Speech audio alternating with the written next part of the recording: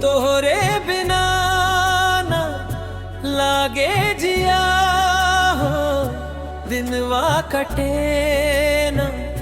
कटे ना रतिया हो।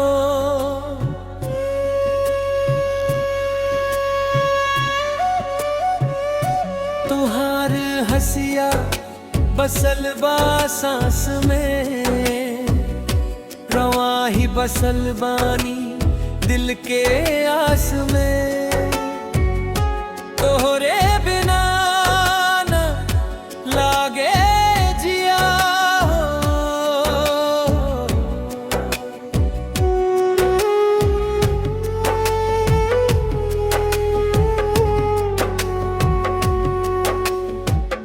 जब से नजर तोहरा से मिलल, दिलवा के हर धड़कन बदलल।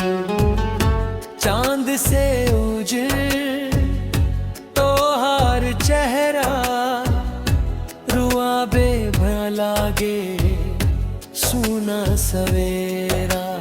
प्यार के डोरी बांध गईलू, सपना में हर रोज आ गईलू। तोहरे बिना ना लागे जिया हो, दिनवा कटे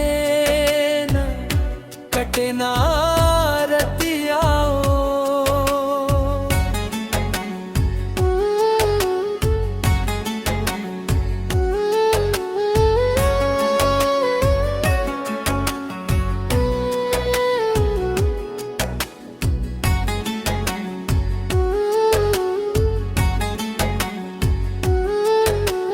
बरखा के बूंद जैसे प्यास बुझावे, ओइसे ही तोहर प्यार मन भावे।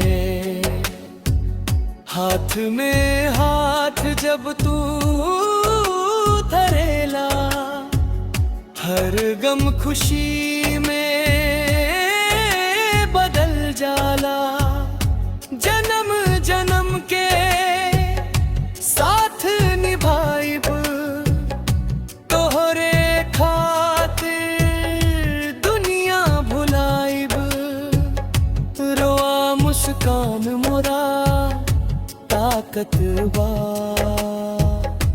तोहरे प्यार में सगरी राहत बा।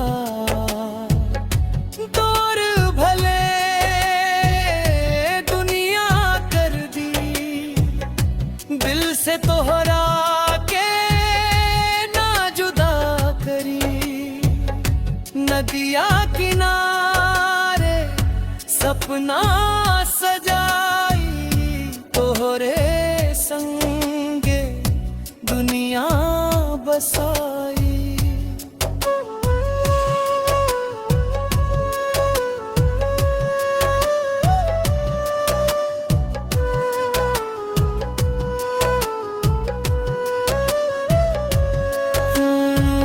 फूलन से सुंदर लागे बात, रवा बिन सुना हर दिन रात। मांग में प्यार के रंग सजाई, जीवन भर साथ निभाई।